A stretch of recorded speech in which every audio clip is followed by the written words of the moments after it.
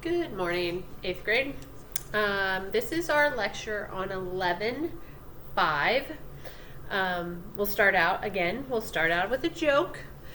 I just know you guys love these. That's why I have to do them. If you had 5 oranges in one hand and 5 oranges in the other hand, what would you have? Really big hands. Okay, I cracked myself up, right? All right. So our 11.5 is adding and subtracting with like denominators. Again, we're dealing with rational expressions right now, but these are the same rules that we have when we are adding and subtracting fractions. So this one will be a little easier because you are dealing with like denominators. Get a little more difficult when we have to change our denominators to be the same. It is the same as with fractions. If you have A over C plus B over C, you go across the top with addition and bring along the denominator. Again, these are the same denominators or like denominators. So you have A plus B divided by C. For subtraction, it's the same. A over C minus B over C equals A minus B over C. These are elementary things that you learned way back when. They're just going to be applying these to the polynomials. It's going to make it a little bit more, a little bit tougher. So here's our first example. 5 divided by 2x plus x minus 5 divided by 2x. Again, these have the same denominator. Don't have to do anything except bring the denominator along. And then we're going to write this as an addition problem. 5 plus x minus 5. We can combine our like terms. 5 minus 5 equals 0, so that those are gone, and we have x divided by 2x. Now we can simplify like we did in the previous section, cancel our x's out, and we're left with 1/2. Here's another example. 4 divided by x plus 2 minus x plus 4 divided by x plus 2. Again, same denominator, so we're just going to bring it along.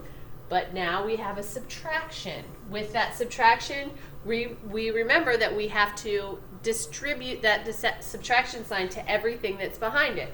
So 4 minus the quantity x plus 4 will look like 4 minus x minus 4. We can combine the like terms, and we have 4 minus 4, which is 0. So we're left with, now don't forget, add the opposite, that is a negative x. So we have negative x over x plus 2, or remember we can write that as negative in the middle of that fraction or rational expression. Either way, it's the same. If you have the negative there, if you have the negative here, or even if you put the negative in the bottom. But if you put the negative in the denominator, you have to make sure you put parentheses around that x plus 2, so that if you did anything to it, it would have to be distributed to both of those terms.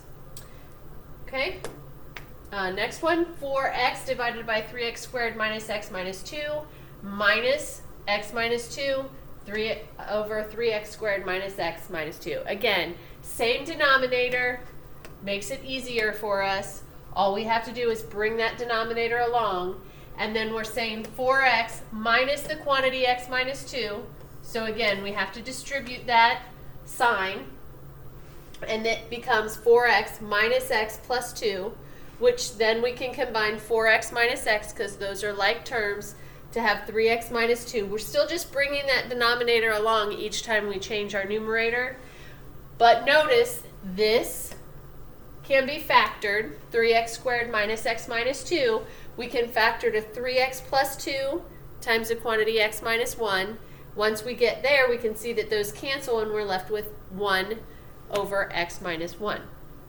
So each example obviously adds a step to it. First, just combine just add the top, bring the denominator along. We're doing that in each of these, but they're making an extra thing. You have to worry about that subtraction sign and distribute it. Now you have to worry about making sure that you have it completely factored by the time you give your final answer. And then just like the previous lessons that we did, you're now simplifying that rational expression down at the end of your problem. Okay? That's it. This was a pretty quick and easy section. Your homework is 11.5 is 18 through 38 even, 40 through 45 all, and number 41 is your extra credit. And again, remember, you can do those checkpoints throughout the lesson for each of these examples. As I work through them, just pause your screen, do the checkpoint, and you have the solution so you can check those. If you have any questions, let me know. Have a great day.